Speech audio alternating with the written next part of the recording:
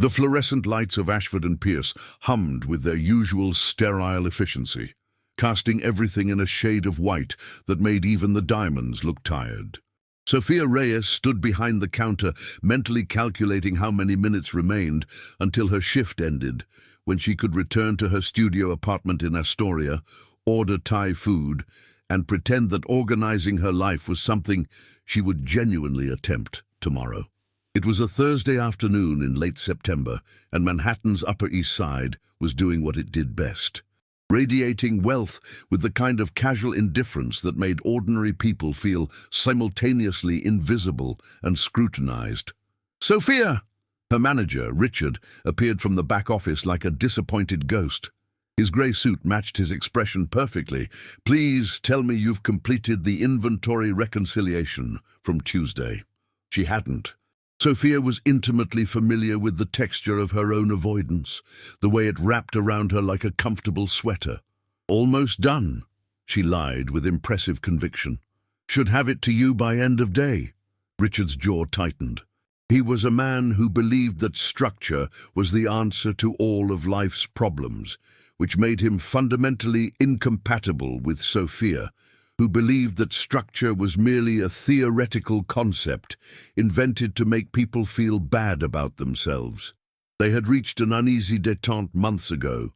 He would tolerate her creative chaos as long as her sales numbers remained exceptional. They were.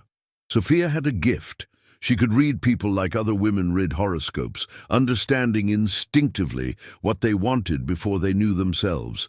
It was this gift that had made her an excellent jewelry consultant and a disaster in every other aspect of her existence. The bell above the door chimed, and a man entered wearing the kind of expression people wore when they had no idea what they were doing but were determined to pretend otherwise. He was tall, with the soft edges of someone who spent more time in meetings than in gyms, and his tie was slightly askew in a way that suggested he'd loosened it approximately 1 minute after putting it on that morning. "Welcome to Ashford and Pierce," Sophia called out, straightening her posture and activating what she privately called her professional smile, the one that involved more teeth than usual. "Can I help you find something special today?" The man approached the counter with the tentative steps of someone walking toward his own execution. His name tag, visible because he'd apparently come directly from another location, read David. He worked in insurance. Sophia knew this because she could read the particular exhaustion that came from a career spent denying people's claims. "I need an engagement ring," he said, and then immediately looked like he regretted the words, as if they might escape if he didn't keep his eye on them. For the next hour, Sophia guided David through the emotional minefield of selecting a ring for a woman he clearly loved very much, but also seemed mildly terrified of disappointing. She showed him classic solitaires and modern halos, listened to him describe his fiancé-to-be with the kind of tender precision that made her believe in love again, which she tried not to do in this job, because it made the commission-based work feel less like commerce and more like emotional labor. Finally, they settled on it. A spectacular round, brilliant diamond of 6 carats, set in platinum with a delicate band. It was, objectively, a stunning ring. More importantly, it was perfect for the woman he described, someone named Eleanor, who loved classic things but had an unexpected bold streak.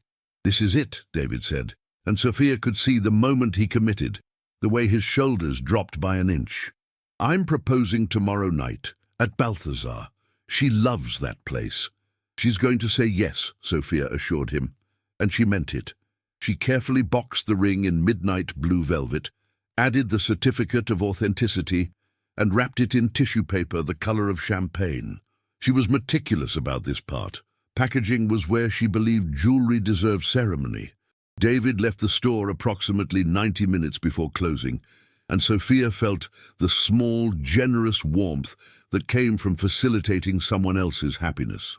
At 5:58 p.m., as she was closing out her register and mentally preparing herself to organize her apartment, still a lie, still a plan she would not execute, another man entered the store.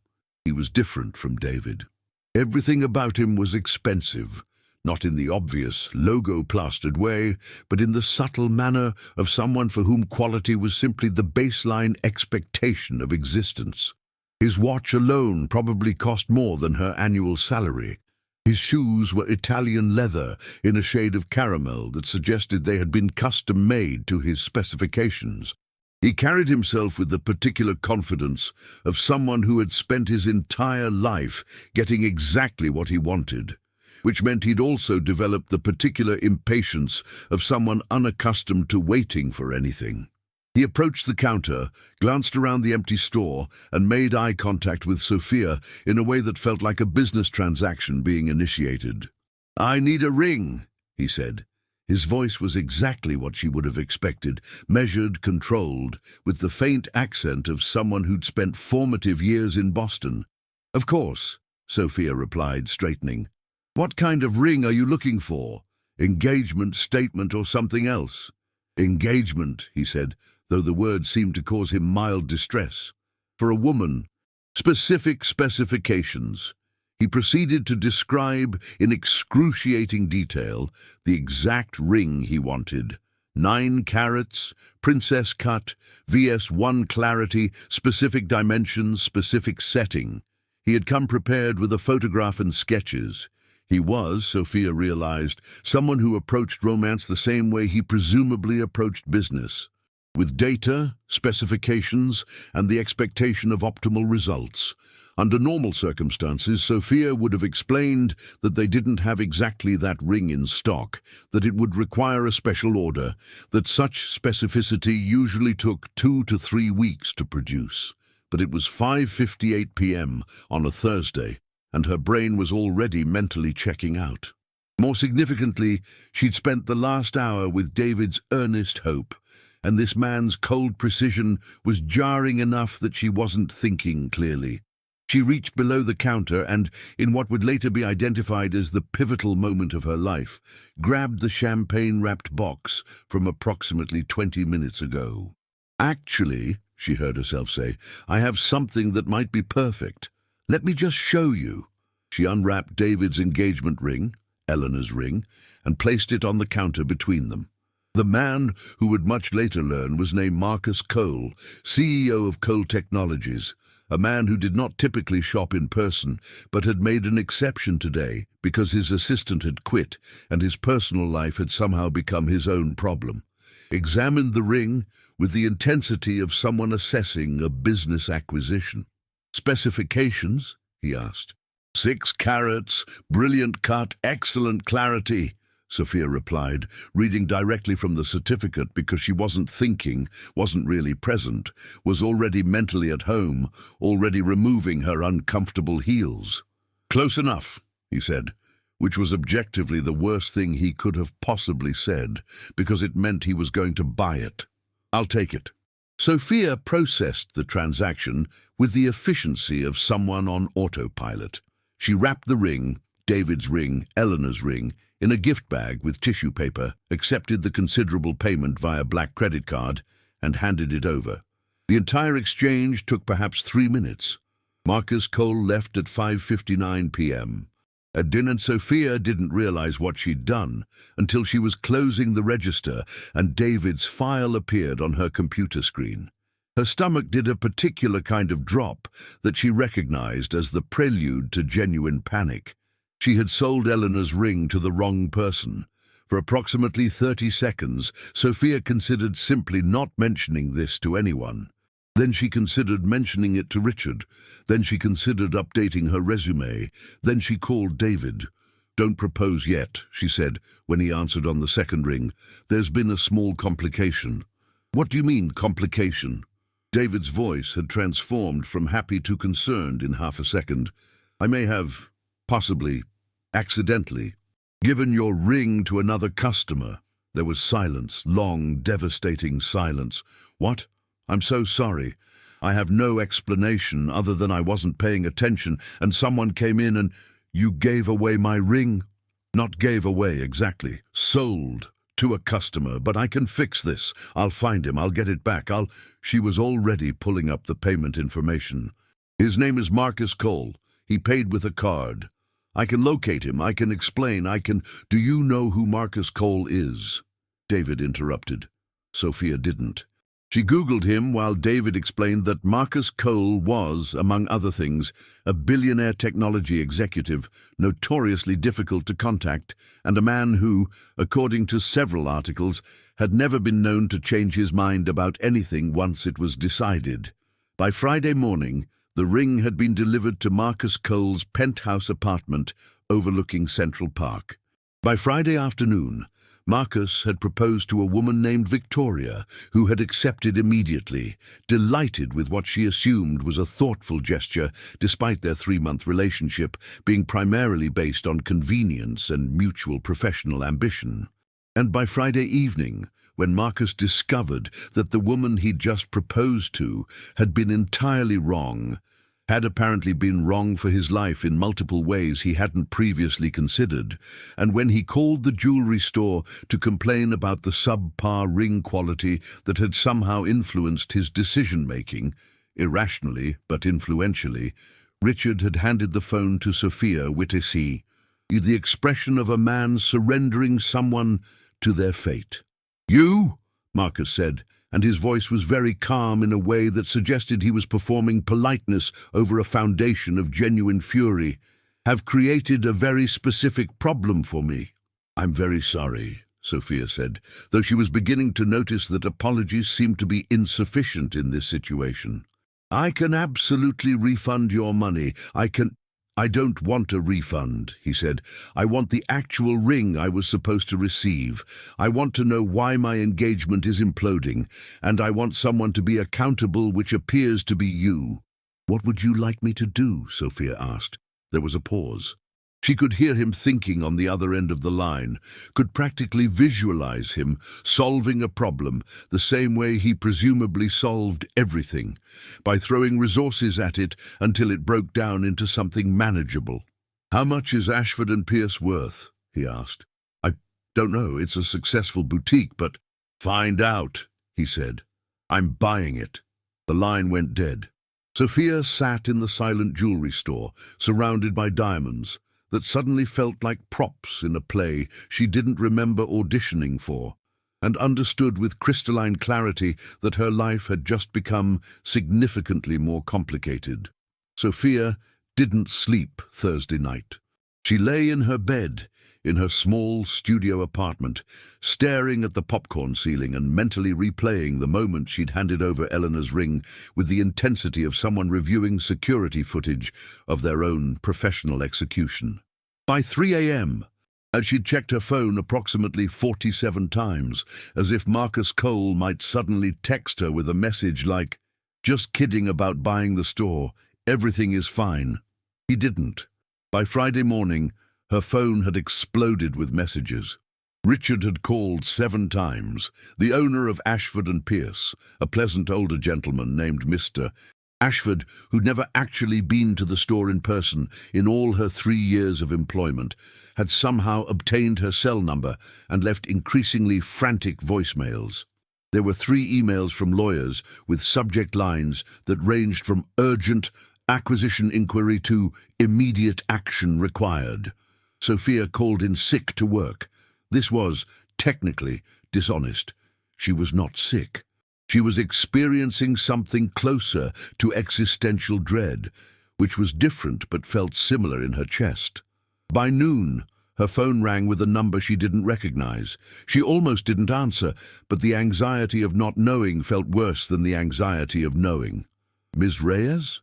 The voice belonged to a woman with the clipped efficiency of someone employed specifically to make other people's lives run smoothly.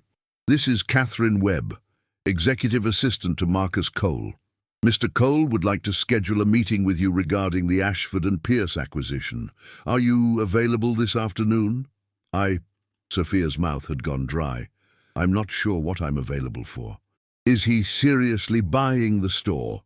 "Mr. Cole is currently in the process of purchasing Ashford and Pierce from its parent company, yes.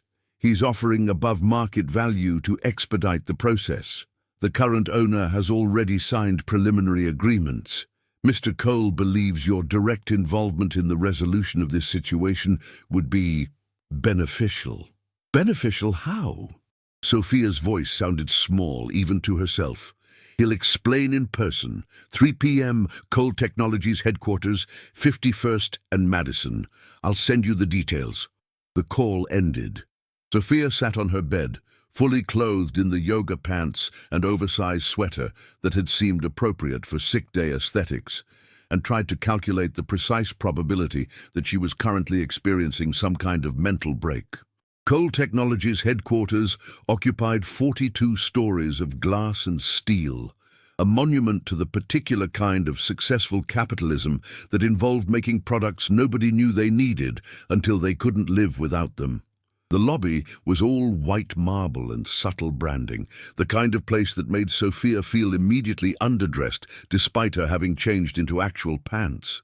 Catherine Webb met her at the security desk, a woman with dark hair pulled into an immaculate bun, wearing a navy suit that cost more than Sophia's monthly rent.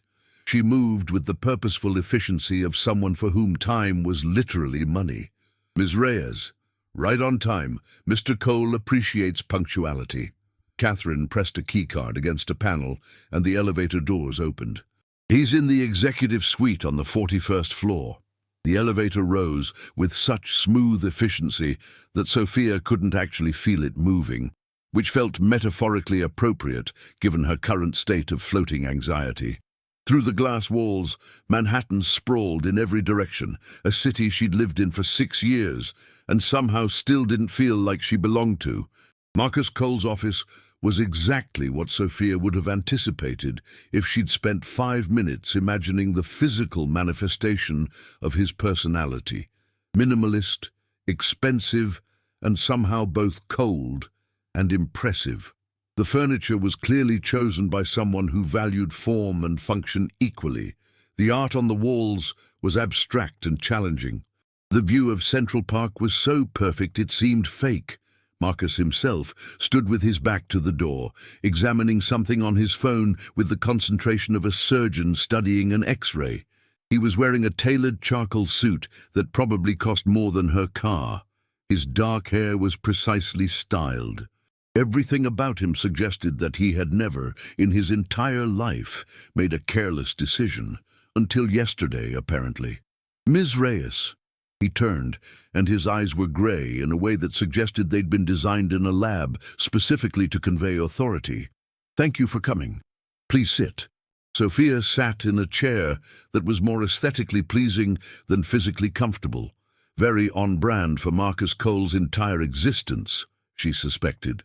Let me be direct, he said, moving behind his desk, with the kind of fluid grace that suggested his body did exactly what his mind commanded.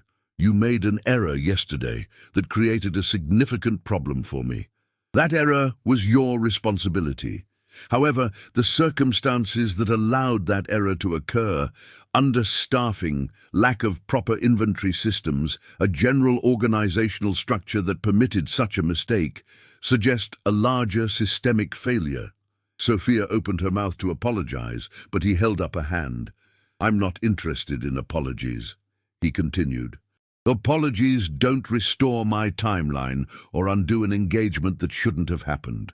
What I'm interested in is ensuring this specific type of failure doesn't occur again. Therefore, I'm acquiring Ashford and Pierce. I'm implementing new systems, new staffing structures, and new operational procedures, and I'm asking you to help me do that. Sophia blinked. You want me to help you buy the store I work at? I want you to help me understand why the store failed in ways that allowed your error to occur in the first place. Then I want you to help me build something better. He leaned back in his chair, Italian leather probably, and studied her with the intensity of someone assessing an equation. You're good at reading people. Richard says your sales numbers are exceptional, but you're disorganized, unreliable with administrative tasks, and apparently capable of catastrophic decision-making when fatigued, which means you're good at the human part of the job and bad at the structural part. I want to know what systems would have prevented yesterday's situation. "Is this a job interview?" Sophia asked, because her brain seemed to be working on a 15-second delay. "It's an opportunity," Marcus said. "I'm renovating the store, new location in Tribeca, expanded inventory, better staffing structure. I need a consultant who understands both the sales process and the ways that process breaks down. You understand both. I'm offering you a contract position. 3 months, full-time, competitive rate. You'll document what works and what doesn't, and you'll help build the new system. And if I say no, then you'll return to Ashford and Pierce, which will no longer exist as you knew it, and Richard will likely be replaced by someone with less patience for your creative chaos." He paused. "I don't make threats well, so I'll be direct. I'm offering you the opportunity to fix what you broke. Most people would appreciate that." Sophia sat with this for a moment. Most people, she suspected, would have already said yes, would have jumped at the opportunity to work for a billionaire, would have seen this as a gift wrapped in the paper of professional redemption. She was not most people. "Well, what happened with the ring?" she asked. "With your fiancé?" Something flickered across Marcus's expression. Not quite pain, but a proximity to it. "She was not the right person for me. The ring was not the right ring for her. Sometimes errors clarify things that were already broken." That's very philosophical for someone who seems to solve problems with money. "Oh, not all problems," he said, and his tone suggested he was remembering something specific, something that had proven resistant to financial solutions. "Some problems require actual change. I'm currently attempting to understand the difference. Will you help me?" Sophia thought about Richard's disappointed face, about her apartment with its pile of dishes in the sink and clothes draped over the single chair, about the fact that she was 28 years old and hadn't accomplished anything concrete beyond temporarily making other people happy. "Yes," she heard herself say, "I'll help you." Marcus Cole smiled. It wasn't a warm smile. It was too calculated for that, but it was genuine in a way that suggested he rarely smiled at all. "Good. Catherine will send you the contract. You start Monday. We'll be setting up in the new space in Tribeca. Expect long hours." "I excel at long hours," Sophia said, which wasn't true, but she was committing to change now, apparently. "We'll see," Marcus said, and returned his attention to his phone, a dismissal so clean that Sophia was standing and walking toward the door before she consciously decided to do so. The renovation project was headquartered in a raw Tribeca space that had previously housed an art gallery. Exposed brick, soaring ceilings, windows that flooded the entire space with afternoon light. By Monday morning, there were contractors everywhere, architects reviewing blueprints, and Marcus Cole standing in the center of the chaos, looking completely in control. He'd changed his shirt by noon, as if the first one had become contaminated by the messiness of actual construction. "This is the floor plan," he said, walking Sophia through the space with a pointer that was probably worth more than several cars. "Sales floor here, private consultation rooms here, secure inventory here. I want you to think about flow. How should a customer move through this space? Where should stations be positioned? What information should be immediately visible versus hidden?" For the next 3 weeks, Sophia found herself in a strange state of professional existence. She spent her days in the construction zone, working alongside contractors and architects, watching Marcus Cole implement his vision for what a luxury jewelry store should be, and more importantly, allowing her input on what it actually needed to be. The thing about Marcus, she was learning, was that he was terrible at being told he was wrong, but he was exceptional at being shown evidence that contradicted his assumptions. When Sophia suggested that forcing customers through a consultation room rather than allowing for casual browsing violated the psychology of luxury purchasing, he'd pushed back for 5 minutes before redesigning the entire floor plan. He was also surprisingly funny in a dry, observational way.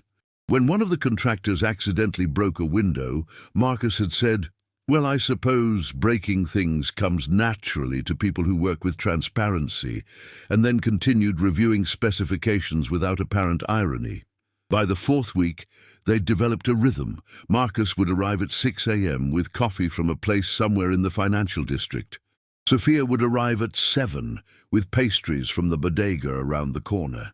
They'd work through the details, lighting, security, inventory management, staffing structure, until noon, at which point Marcus would typically disappear into meetings or calls, and Sophia would oversee the actual implementation. "Why do you get here so early?" Sophia asked one morning, watching him review electrical specifications with the intensity of a surgeon studying a patient's chart. "Because," Marcus said without looking up, "arriving early is how I maintain control over how my day unfolds. Everyone else is playing catch-up to my schedule, not the other way around." "That sounds exhausting." "It's efficient," he corrected. "Efficiency and exhaustion aren't mutually exclusive," Sophia said. Marcus looked at her then, his grey eyes studying her face like she was a problem he was trying to solve. "You're not what I expected," he said finally. "What did you expect?" "Someone less likely to question my decisions, someone more concerned with financial opportunity than with the actual value of their work." Sophia shrugged. "I made one catastrophic error. I'm allowed to have standards about everything else." "Fair," he said, and returned to his specifications. By week 6, the space was beginning to look like an actual store. The fixtures were installed, the lighting created pools of illumination that made the diamonds look like captured starlight. The consultation rooms had been furnished with chairs that were both beautiful and actually comfortable. Sophia stood in the center of the space on a Thursday afternoon, watching contractors wrap up their final installations, and felt something close to pride. They had built this together, her understanding of what customers needed and his resources to make it possible. "What do you think?" Marcus asked, appearing beside her with that particular grace he had of moving through space without announcing himself. "I think it's beautiful," Sophia said truthfully. "I think it's going to make people feel special when they walk in here. I think you built something that actually works, not just something that looks impressive." "We built it," he corrected. "You were integral to this." "Is that a compliment?" "It's an observation," he said, "though I suppose it's complimentary in nature." "You're really bad at expressing feelings, aren't you?" Sophia asked. "Exceptionally bad," he agreed. "It's something I'm working on." The renovation was scheduled to be complete by Friday. The grand opening was set for the following Tuesday. Everything was on schedule, which meant Sophia's contract was approximately 6 days from completion. She'd been trying not to think about what would happen after that. The morning of the grand opening, Sophia arrived at the Tribeca location at 5 a.m., which was approximately 3 hours earlier than necessary and reflected her current state of anxious energy. The store looked like something from a magazine, the kind of glossy, carefully curated space that made her feel simultaneously proud and terrified. Marcus was already there. He stood in the center of the sales floor, wearing a navy suit that probably had a name she wouldn't recognize, reviewing something on his tablet with the intensity of a man checking final mission parameters before launch. His hair was immaculately styled. His expression was composed. He looked like someone who had slept a full 8 hours and meditated for an hour upon waking, which Sophia knew was false because she'd seen the construction site's security footage, and Marcus had been here until midnight. "You're early," he said, not looking up from his tablet. "You're earlier," Sophia countered. "Have you been here all night?" "No," he said, which was objectively a lie. "I had paperwork at home and came in early to review final details." Sophia had learned that Marcus's definition of the truth was somewhat flexible when it came to admitting things like sleep deprivation or stress. It was a very him trait, the belief that acknowledging a problem was somehow weakness rather than information management. "The store looks incredible," she said instead of pursuing it. "You did something really good here." "We did something good," he corrected, and there was something in his tone that suggested he was genuinely trying to incorporate feedback from their weeks together about collaborative ownership. Your ideas transformed this from impressive to functional. That's a meaningful difference. Is that a thank you? It's an acknowledgement of value, he said. I'm attempting to work on the distinction. By 7 a.m., the staff had arrived. 2 new full-time sales consultants, a part-time inventory specialist, and a manager named Patricia, who'd previously worked at Sotheby's and radiated the kind of quiet competence that made Sophia immediately trust her. Richard had been reassigned to corporate, which was Marcus's way of removing him without actually firing him, a solution that was probably kinder than Richard deserved, but generous nonetheless.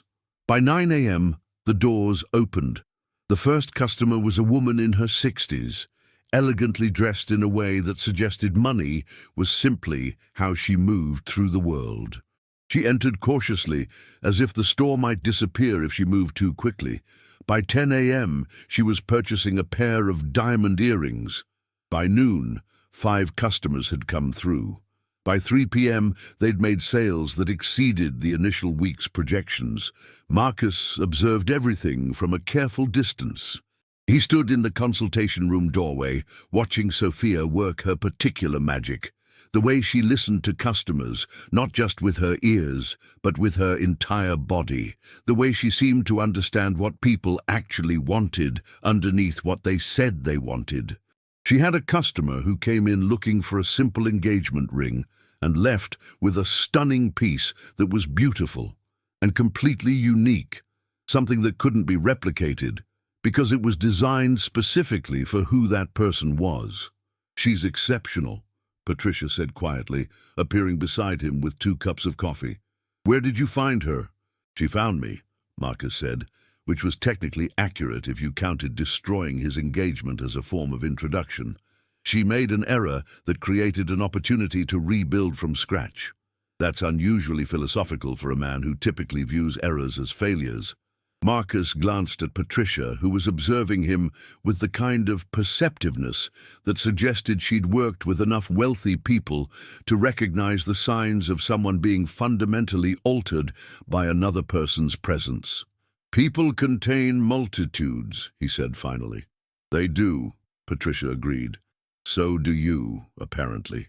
By 5 p.m., the store was empty except for staff cleaning and inventory, and Sophia was running on approximately 4 hours of sleep and 3 espresso shots. Her feet hurt. Her face hurt from smiling. She was completely exhausted, and also completely exhilarated in a way she hadn't experienced since the early days of jewelry sales, before the job had become routine, before she'd learned the particular ways humans could disappoint you. Marcus emerged from his observation perch with 2 glasses of something expensive-looking.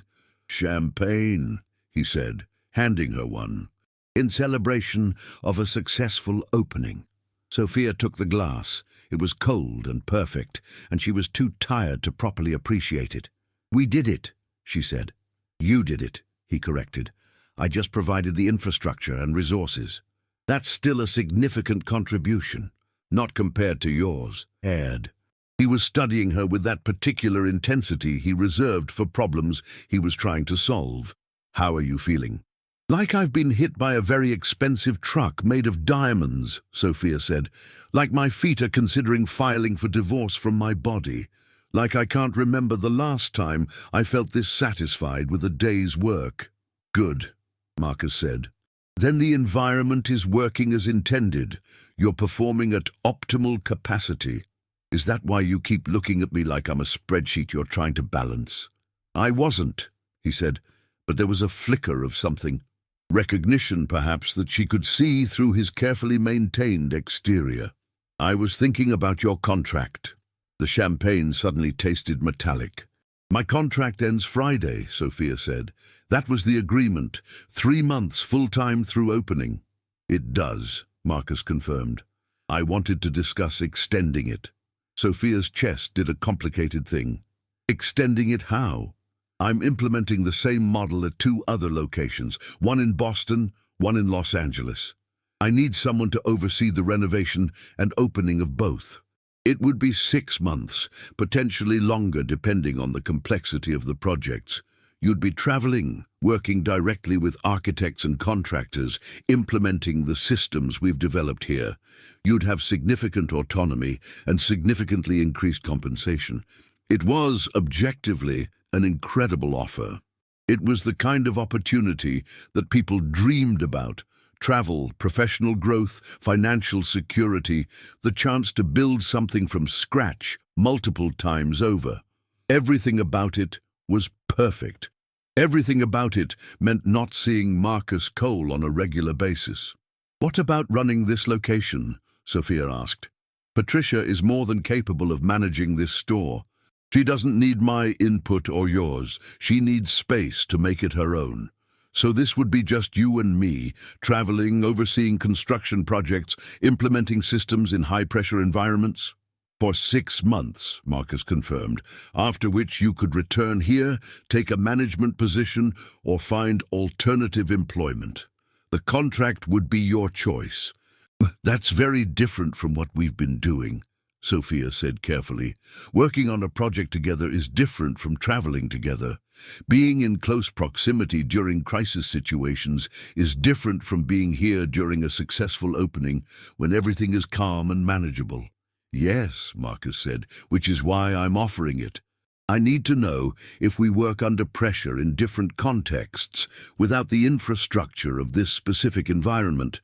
I need to understand if what's happening between us is functional or circumstantial."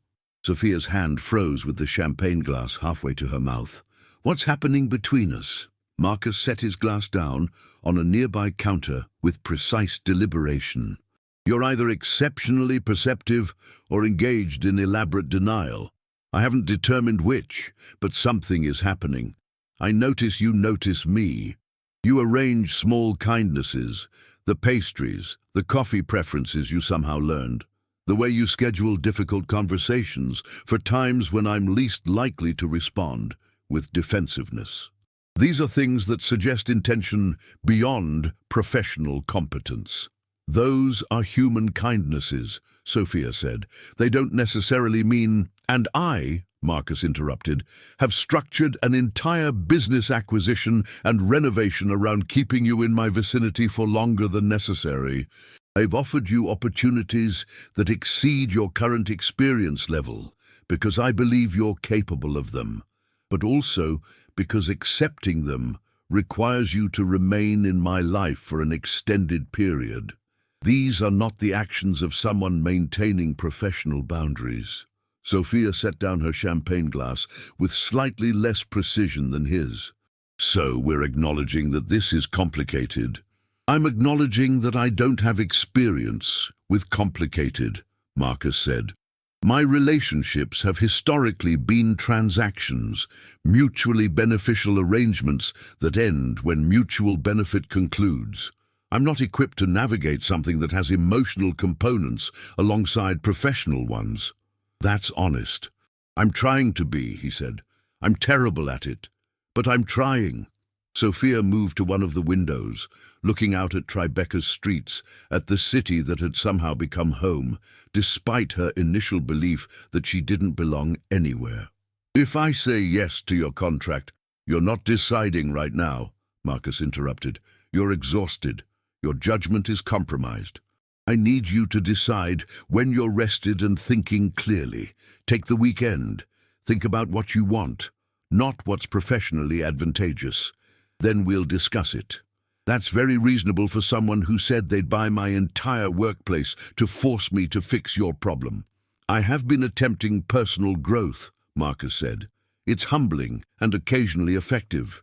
Sophia spent the weekend at her apartment doing extremely sophisticated activities like staring at her ceiling and reorganizing her refrigerator, which was not actually that disorganized, but gave her something to do with her hands. She thought about Marcus Cole in a way that felt dangerous, not because he was a bad person, but because he was complicated in a way that suggested loving him would be complicated similarly. The thing about Marcus was that he approached emotions like he approached business, methodically, strategically, with the belief that sufficient effort could produce optimal results. He'd admitted he didn't have experience with complicated feelings, which meant he'd probably manage his feelings towards Sophia with the same intensity he managed everything else, which could be either beautiful or suffocating, depending on the day. She thought about his grey eyes and his terrible smiles, and the way he'd learned her coffee order and started arriving early with it, an act of service masquerading as efficiency. She thought about the champagne he'd given her, about the way he'd said we when she'd said I, about the possibility of 6 months of proximity, which was long enough to truly know someone, or long enough to recognize that knowing someone and loving someone were different things entirely. By Monday morning, she'd decided nothing. By Monday evening, she was back in the Tribeca location, helping Patricia inventory the stock, when Marcus appeared with his usual timing, early, prepared, moving through the world like a man who'd never questioned his right to take up space. "How was your weekend?" he asked. "Introspective," Sophia said. "I thought about your offer. And I have conditions." Marcus's expression shifted into something more engaged. "I'm listening. If I do this, we need to establish boundaries, professional boundaries while we're working, personal boundaries outside of work. I can't have you managing my feelings the way you manage your business. I can't have you trying to optimize our relationship into something efficient. That's not how human connection works." "Agreed," Marcus said immediately, which made her suspicious.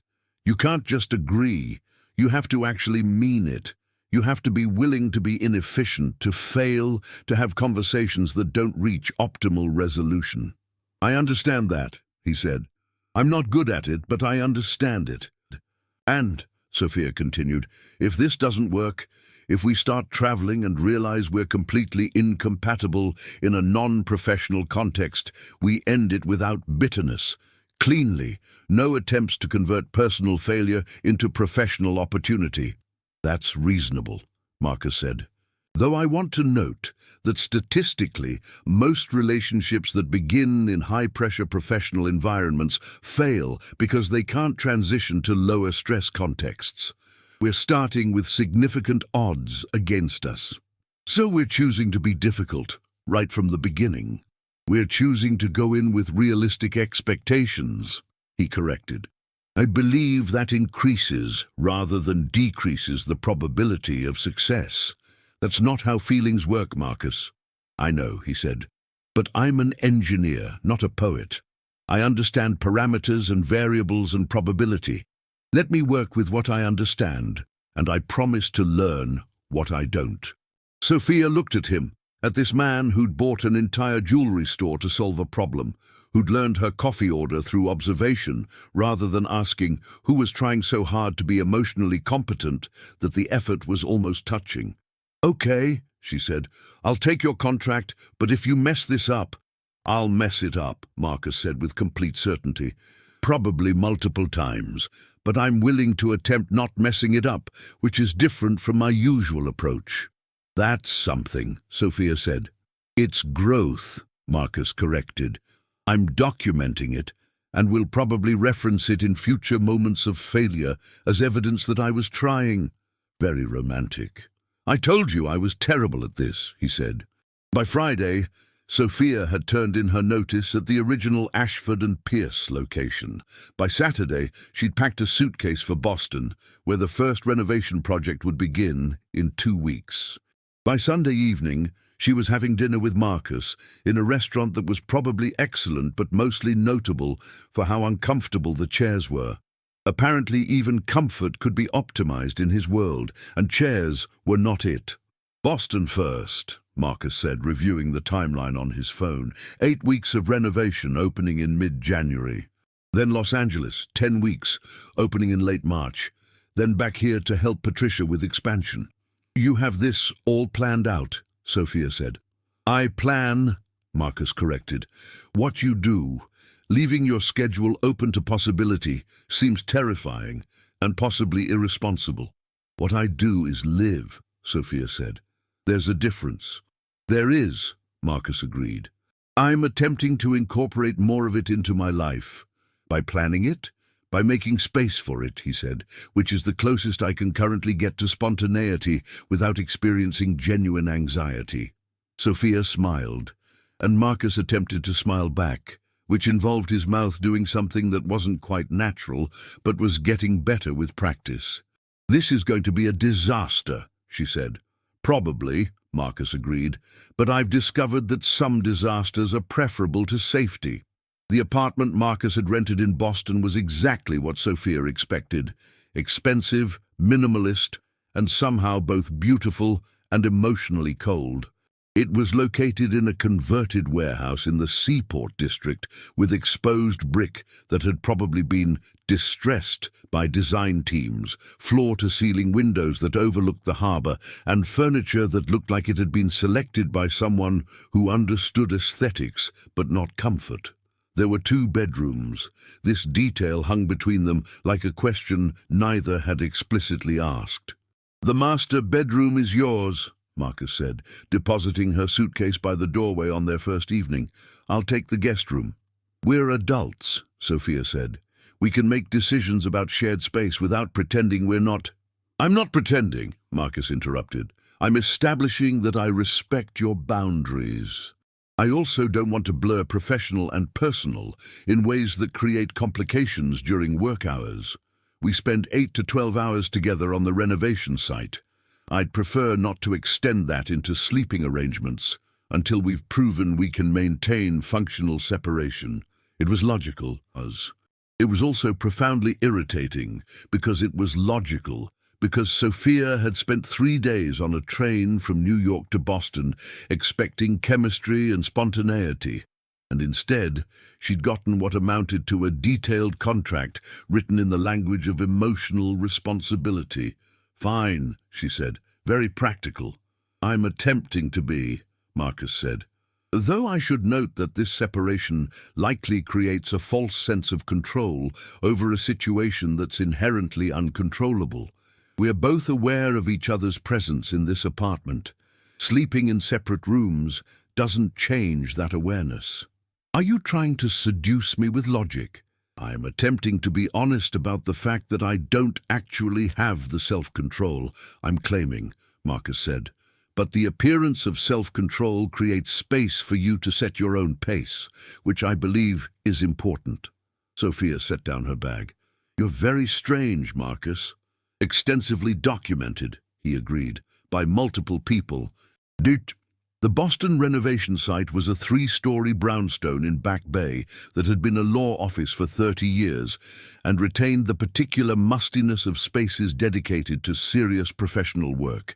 The ceilings were lower than the Tribeca location, the bones were less flexible, and the neighborhood was older in a way that required respecting historical context while also creating something contemporary.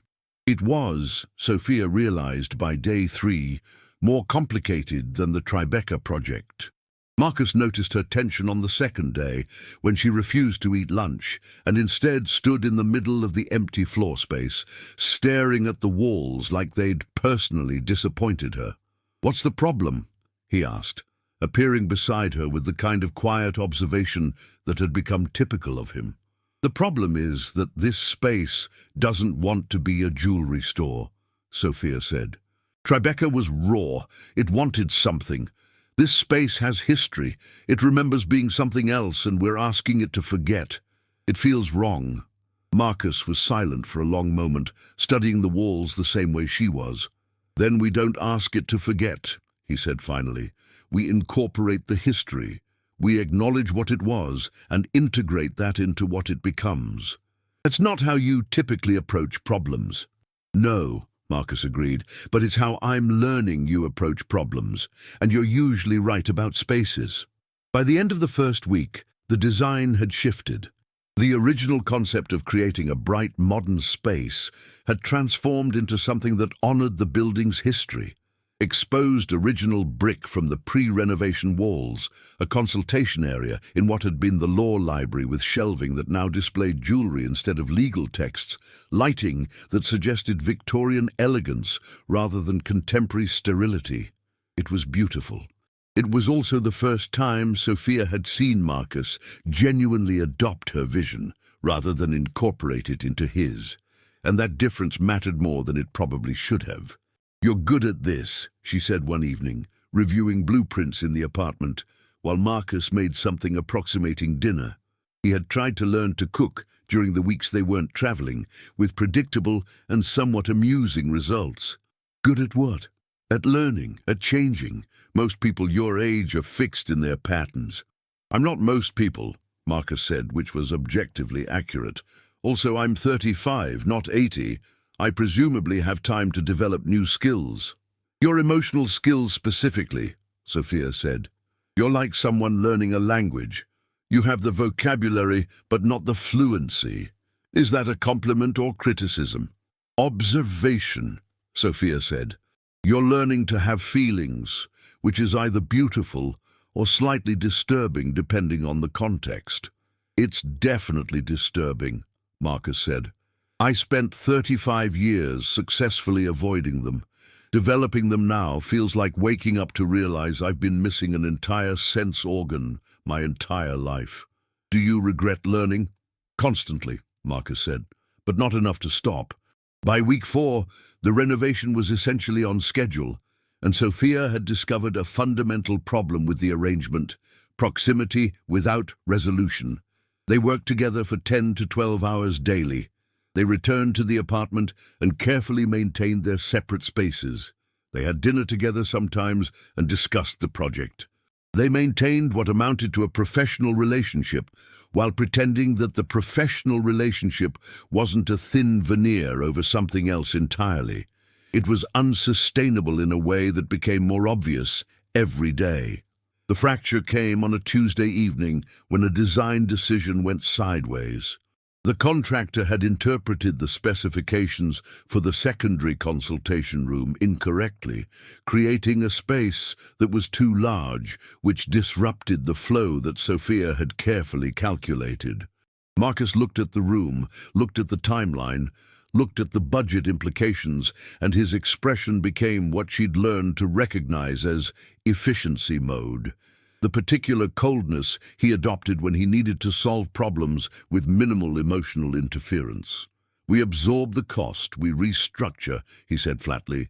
"We reduce the main sales floor by 8%, expand secondary consulting.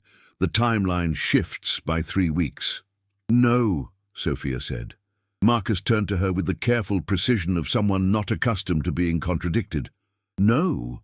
This is exactly what I was afraid of," Sophia said. "You're solving it with resources instead of creativity. You're choosing the expensive option because it requires less emotional labor than actually thinking about how to integrate this mistake. I'm choosing the option that minimizes project risk and maintains quality standards." "You're choosing the option that requires the least vulnerability," Sophia said, "which is your default. Spend money instead of trying something new. Control the situation instead of allowing possibility. Your alternative being what, precisely?" "Work with the space as it is," Sophia said. "Figure out how to make it function. Maybe it creates an asymmetrical design that's more interesting than symmetrical. Maybe it forces us to be more creative about the flow. Maybe it's a mistake that becomes an asset." "That's not how professional projects work," Marcus said. "We have specifications and timelines and budgets. We don't accommodate mistakes by hoping they become aesthetically interesting." "And that's the difference between you and me," Sophia said. "You see mistakes as failures. I see them as opportunities to discover something you wouldn't have found otherwise." Marcus was quiet. The kind of quiet that suggested he was accessing some part of his brain that didn't typically get activated. Not the logical part that solved equations, but the part that registered hurt. "I'm trying very hard to be different," he said finally. "To be the kind of person who can work with your approach to problems, but I'm not there yet. I'm still operating from the belief that mistakes are failures that need to be corrected, not embraced." "I know," Sophia said, "which is why this is so hard." "What is?" "Being close to you," she said. "You're becoming someone different, someone better, but you're becoming it incrementally. And I'm here watching that transformation happen in real time, and every day I realize how far you still have to go, and I'm not sure I have the patience for it. Marcus absorbed this like someone receiving information they'd been expecting, but hoping to avoid. Do you want me to release you from the contract? No, Sophia said, which surprised them both. But I want something to change. I can't keep pretending we're just two professionals working together. I can't keep sleeping in separate rooms while we're both aware of what we're not doing. It's becoming a performance, and I'm tired. So, what are you proposing?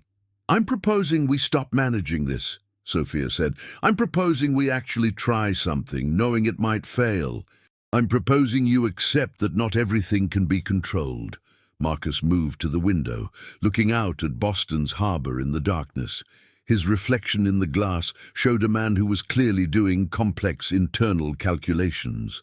If I do this, he said finally, if I open myself to something unstructured and uncontrolled, and it fails, I don't have a framework for processing that failure.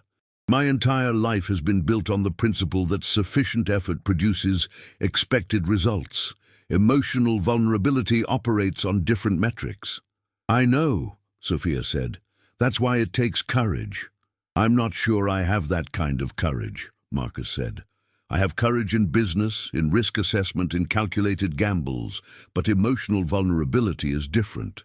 It's the one arena where my control mechanisms don't function. So you could fail, Sophia said, spectacularly.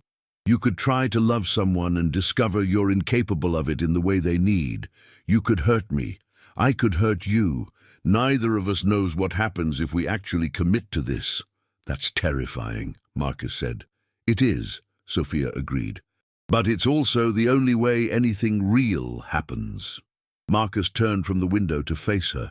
In the apartment's careful lighting, she could see the precise moment he made a decision. His shoulders straightened. His expression shifted from analytical to something more present. I've been attempting to court you, he said. Ineffectively, but with intention.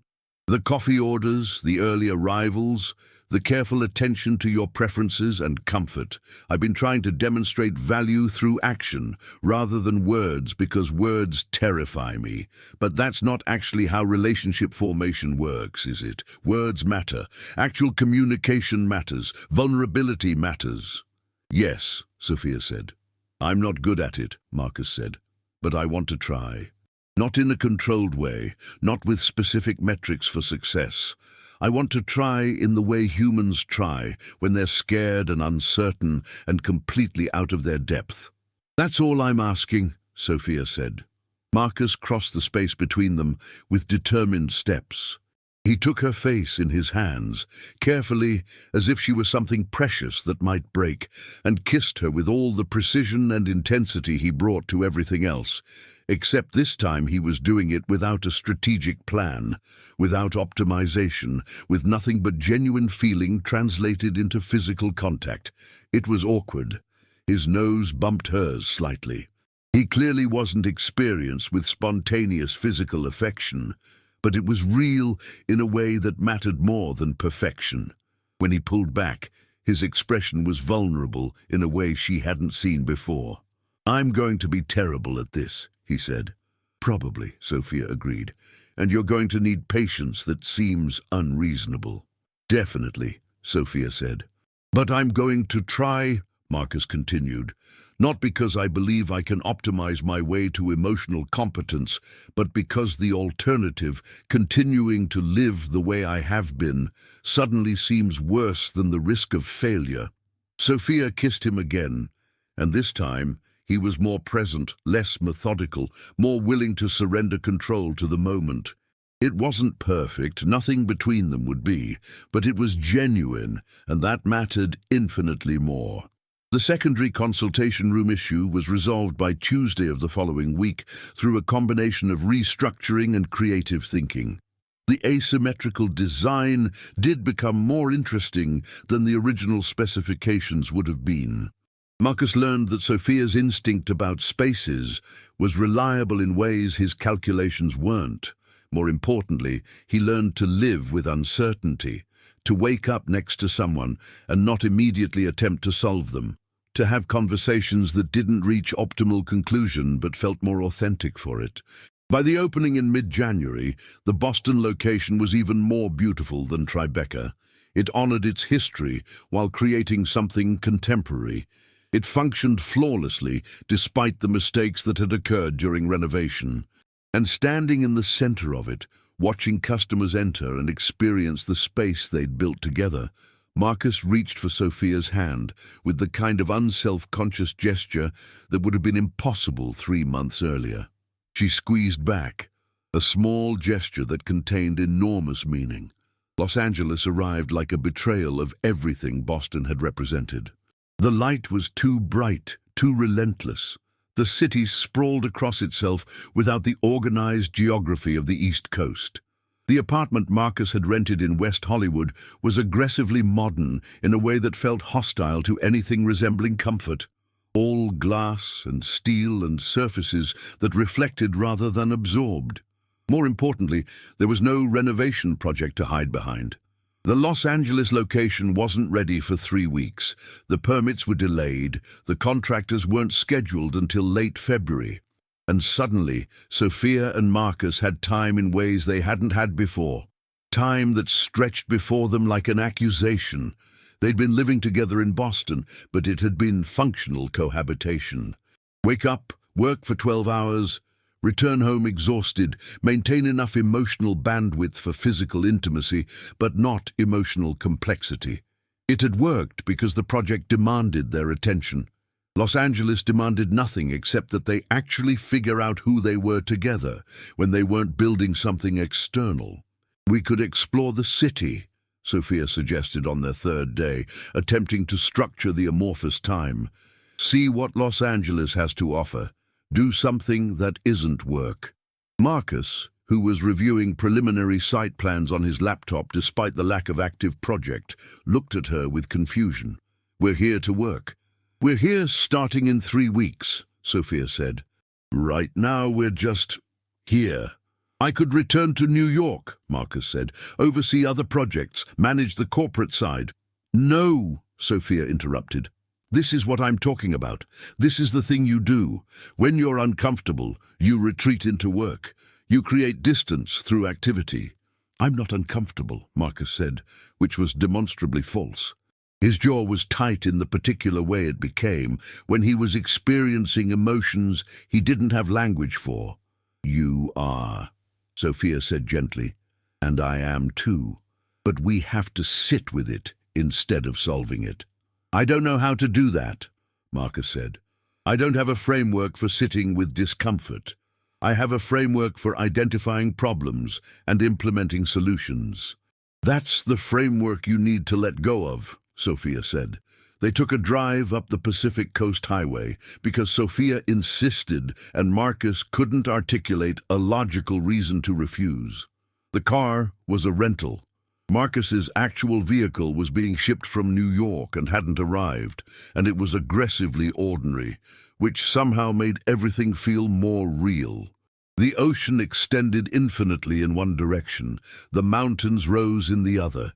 Between them, they moved through space that felt deliberately designed to make humans feel insignificant. I don't like being irrelevant, Marcus said abruptly, roughly 3 hours into the drive. I don't like situations where my effort doesn't produce measurable results. I've built my entire life around the principle that application of sufficient resources solves any problem. But you're not a problem I can solve, and that terrifies me. Sophia watched the ocean and didn't respond immediately. She understood that he was attempting to translate something internal into words, and interrupting the process would break it. The terror makes sense, she said finally. Because if you can't solve me, if you can't optimize our relationship, then the only variable left is genuine connection.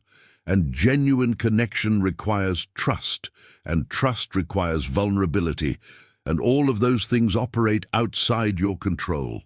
Precisely, Marcus said. It's like trying to do calculus without understanding basic addition. I don't have the foundation for this. You do, Sophia said. You just developed it in a different order than most people. Most people learn vulnerability first and then build control on top of it. You learned control first, and now you're learning to dismantle it selectively. It's inefficient, Marcus said. It is, Sophia agreed, but it's also real, and real is better than efficient. They drove in silence for a while. Marcus's hands gripped the steering wheel with unnecessary tension, and Sophia reached over and gently loosened his fingers, intertwining them with hers instead. "I'm going to disappoint you," he said, "probably multiple times. I'm going to default to problem-solving when I should be listening. I'm going to attempt to optimize situations that need to unfold naturally. I'm going to hurt you because I don't yet understand how to prioritize emotional needs over logical solutions." "I know," Sophia said. "And that's acceptable to you?" "It's acceptable because I'm choosing it with eyes open," Sophia said. "You're not deceiving me about what you are. You're being honest about your limitations. That's actually the most trustworthy thing you could do." The fight, when it came, arrived unexpectedly during what should have been a simple dinner conversation. They were in a small Italian restaurant in Silver Lake, and Sophia mentioned, casually without anticipating complication, that she'd been thinking about what came after the Los Angeles project concluded. "I've been thinking about staying in Los Angeles for a few months," she said. "The market here is different from the East Coast. I think there's an opportunity to develop a completely different model for a jewelry store that caters to the entertainment industry. Younger clientele, different aesthetic, completely different business structure." Marcus set down his fork with the kind of deliberate control that suggested strong feelings. "You're proposing to develop a new business while we're just starting our relationship." "I'm proposing to develop a business because I'm capable of it," Sophia said. "My career shouldn't pause because we're in a relationship." "I didn't suggest it should pause," Marcus said. "I suggested that perhaps we should discuss major life decisions together rather than presenting them as accomplished facts." "I'm not presenting it as an accomplished fact. I'm thinking about it. I'm mentioning it to the person I'm in a relationship with. Isn't that what people do?" "They do," Marcus said. "But they also generally consider how those decisions impact the other person. You have a contract with me through the Los Angeles opening. After that, presumably you return to New York and assume a management position at the original location. That was the agreement." "That was the agreement when I thought this was temporary," Sophia said. "When I thought we were just trying something, but we're not temporary, are we? So why should I make decisions as if we are?" "You shouldn't," Marcus said carefully, "but neither should you make unilateral decisions about staying in Los Angeles without discussing how that impacts us." "How does it impact us?" Sophia asked, though she understood what he was getting at. "I'm in New York," Marcus said. "My entire business infrastructure is in New York. Cole Technologies is headquartered in New York. I've spent the last 6 months traveling to Boston and Los Angeles because of the renovation projects. I'm not prepared to relocate permanently to the West Coast." "I'm not asking you to," Sophia said. "Then what are you proposing? That we maintain a long-distance relationship, that I visit Los Angeles periodically while you build a new business? That's not sustainable." "Why isn't it sustainable?" Sophia asked, though she knew the answer. "Because," Marcus said with frustrating logic, "relationships require consistent proximity. They require the ability to work through problems in real time. They require daily investment. Long-distance relationships fail at a 93% rate. I don't want to be statistics. So I should just abandon my own professional development to follow you back to New York? That's not what I'm saying." "It's exactly what you're saying," Sophia said. "You're saying your life is non-negotiable and I should build mine around the structure you've already created." Marcus was quiet. The kind of quiet that suggested he was having multiple internal conversations simultaneously. "I've spent my entire life having women conform to my lifestyle," he said finally, slowly. It's a pattern. The women I've dated have all been impressed enough by my resources that they willingly restructured their lives around my convenience. I thought I'd outgrown that pattern. I thought being with you meant doing things differently. But apparently my default is still to expect conformity from the person I'm in a relationship with. Sophia wasn't expecting that level of self-awareness. It shifted something in her. The anger, the indignation, transforming into something more like sadness. "What do you want to do?" she asked. "I want to figure out how to build a relationship that doesn't require either of us to sacrifice the essential parts of ourselves," Marcus said. "But I don't know how to do that. I don't have the tools. I can't optimize this into something that works for both of us because it's not a problem with a solution. It's a fundamental incompatibility between the life I've built and the life you want to build." "Is it?" Sophia asked. "I don't know," Marcus said, and he sounded genuinely uncertain. "I'm trying to think about it logically, and that's the wrong approach. I'm trying to analyze it, and that's preventing me from actually feeling it. I'm doing exactly what I shouldn't be doing, and I can't seem to stop." Sophia reached across the table and took his hand. "We don't have to solve this tonight, but we have to solve it," Marcus said. "We have 2 more months in Los Angeles. And then what? Do I ask you to come back to New York? Do you stay here and we start the long-distance experiment we both know will fail? Do we break up now before we invest more emotional capital in something unsustainable? Or," Sophia said slowly, "we could explore options we haven't considered yet. Options that require both of us to be flexible in ways we haven't been." "What options?"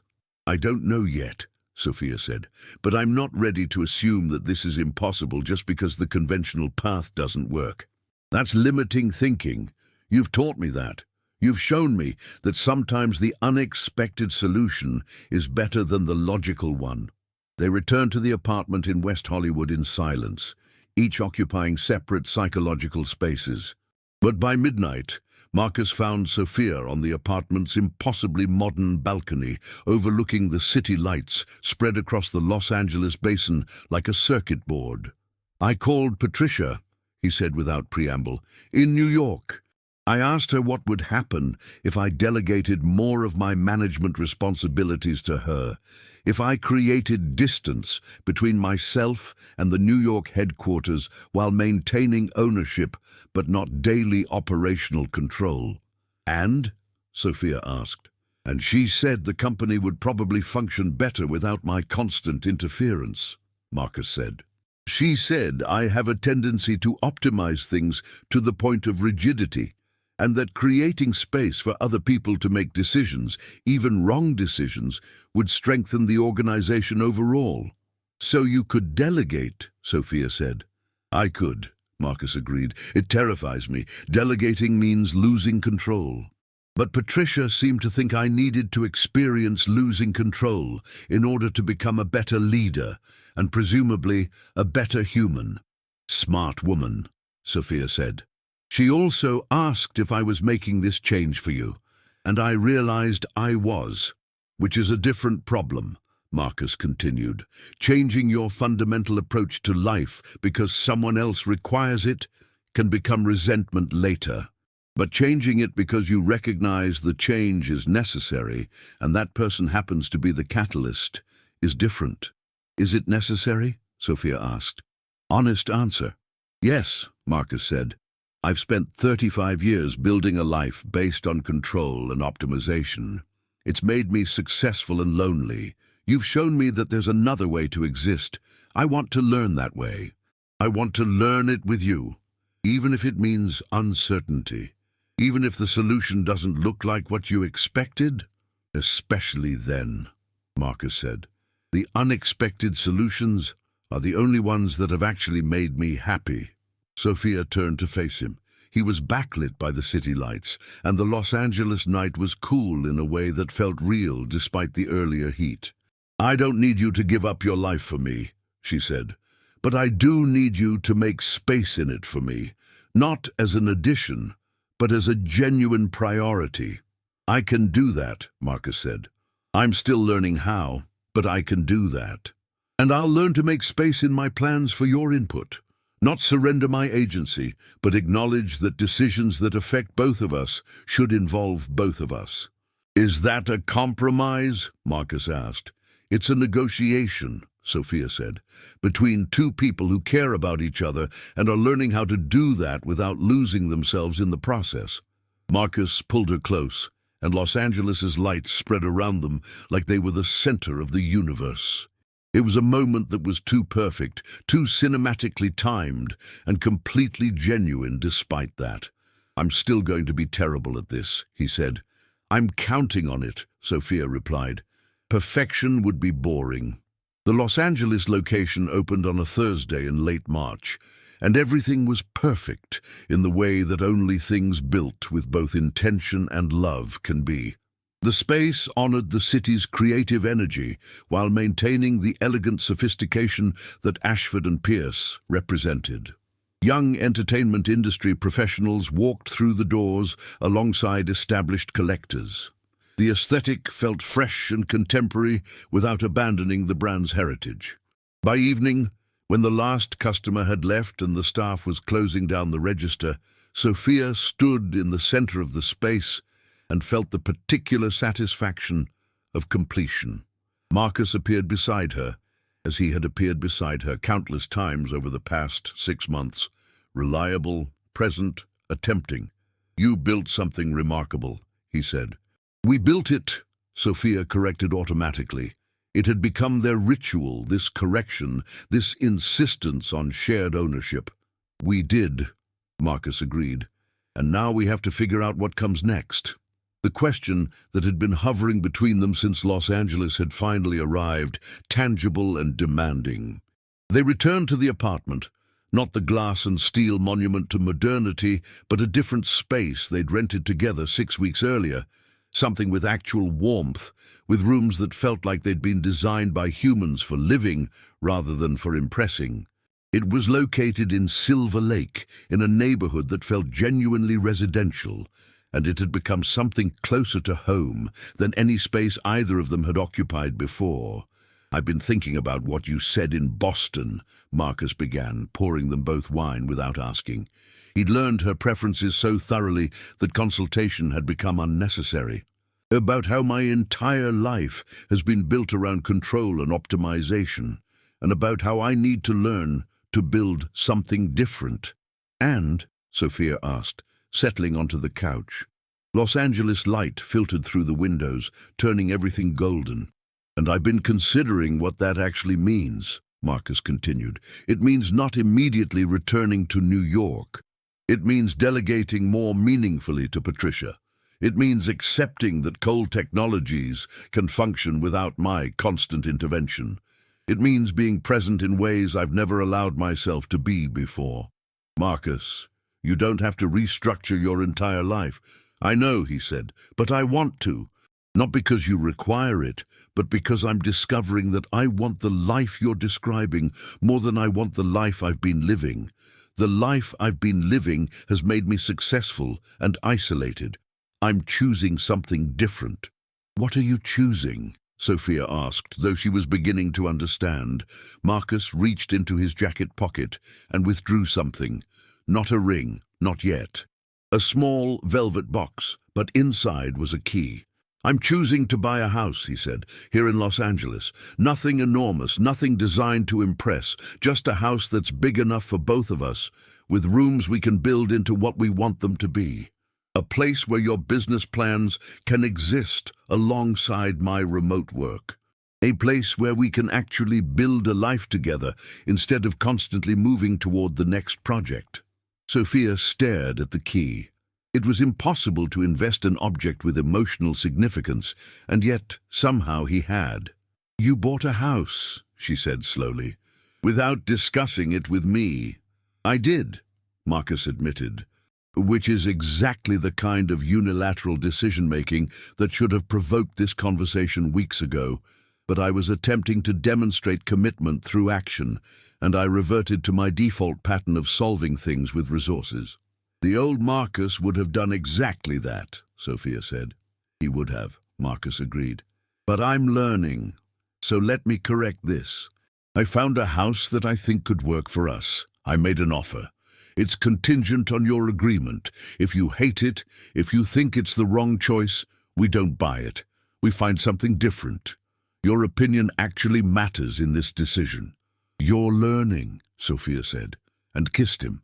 The house was in Los Feliz, on a quiet street lined with older homes that had actual character. It was built in the 1920s, Spanish colonial in style, with arched doorways and tile work that had weathered beautifully into something that looked both vintage and timeless. There was a garden that had been neglected and would require work. There were rooms with potential. There was space, not ostentatious space, but genuine space for two people to build a life together. Sophia walked through it with Marcus trailing behind her, watching her reaction with the intensity he brought to everything. It's beautiful, she said finally. It's not new. It's not optimized. It's going to require maintenance and probably has issues you haven't discovered yet. It does, Marcus agreed. The inspector's report is extensive, but it has bones. It has character. It has possibility. It sounds like you, Sophia said, like what you're becoming. That was intentional, Marcus said. I wanted to choose something that reflected the direction I'm moving, not the direction I've been. This house requires patience.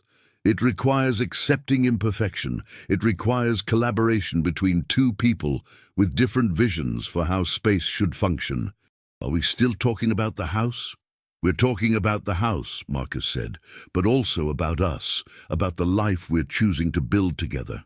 Sophia walked to the garden, overgrown, wild, full of plants that had grown where they wanted rather than where they were planned. It felt honest in a way that spoke to something in her. Okay, she said, let's buy it. They closed on the house in May. The Los Angeles location was functioning so smoothly that Sophia had promoted one of the consultants to manager, creating space for herself to begin developing her own business concept. A jewelry line designed specifically for young entertainment professionals, something that honored craftsmanship while embracing contemporary aesthetics. Marcus had formally transitioned Patricia to CEO of Cole Technologies' East Coast operations, maintaining his ownership stake but removing himself from daily management. He was working remotely, spending 3 days a week on calls, the remaining 4 days actually present in their life. It was an adjustment for both of them, real, daily, unglamorous cohabitation outside the context of a project. They argued about where to put the kitchen table. They discovered that Marcus believed in structured grocery shopping lists while Sophia operated on impulse purchasing. They learned each other's morning routines and evening patterns and the particular ways their personalities collided when they weren't united against external deadlines. It was messier than either of them had expected. It was also better. By August, the house had been painted. The garden had been mostly reclaimed, transformed into something that honored its wildness while making it navigable. They'd furnished it room by room, each piece representing a negotiation between their preferences. His minimalism tempered by her need for warmth, her maximalism constrained by his need for visual clarity. It was a house that looked like two people learning to live together. It was also a house where Marcus had become genuinely comfortable in a way he'd never been anywhere before. "I have something to show you," he said one evening in late August, when the Los Angeles heat had finally begun to break and the house was filled with that particular quality of light that comes before sunset. They were in the garden, surrounded by jasmine and bougainvillea, and Sophia expected another home improvement project, another negotiation about renovations. Instead, Marcus withdrew a ring. It wasn't the ring that had started everything. David's ring, Eleanor's ring, the one that had been sold to the wrong person and had somehow led to everything right. This was different. It was unusual. A sapphire centerstone surrounded by diamonds in an asymmetrical setting that looked almost Art Deco. "Before you say anything," Marcus said, and he was nervous in a way that was both endearing and heartbreaking, I need to explain this properly because I'm terrible at emotion and I want to get this one thing right. Okay, Sophia said, her heart doing something complicated. That ring, the one you sold me in New York, the one that started this entire situation, was a beautiful ring, Marcus continued. But it was the wrong ring for the wrong person for the wrong reasons. I was proposing because I believed marriage was a transaction between two people with compatible logistics. I had no concept that marriage could be something built on genuine connection and mutual transformation. He took her left hand, holding it like it was precious. This ring is different, Marcus said. It's asymmetrical because we're asymmetrical. It's not perfect because perfection isn't the goal. The goal is integration. Two different things, creating something that's more interesting because of the differences, not despite them. It's sapphire because your favorite color is blue. And you once mentioned loving sapphires in a way that seemed casual but wasn't, and it's set in a way that's slightly unconventional because conventional has never worked for us. Marcus, Sophia started, but he continued. I'm asking you to marry me, he said, not because the timeline makes sense, or because the logistics work, or because it's the logical progression of a relationship. I'm asking you because I can't imagine building a life with anyone else. I'm asking you because you've shown me how to be vulnerable, and I want to keep learning that with you. I'm asking you because the wrong ring led me to the right person, and now I want to get the right ring on the right person for exactly the right reasons. Sophia was crying, which was unexpected, and which Marcus noticed immediately. Are those acceptable tears? He asked with genuine concern. They're the best tears, Sophia said. They're yes tears. Is that a yes? That's an enthusiastic yes, Sophia said. That's a I'm going to cry about this multiple times and probably write about this moment in a journal. Yes. Marcus slipped the ring onto her finger, and it felt like coming home, like every wrong turn had been leading to this specific moment, this specific person, this specific future.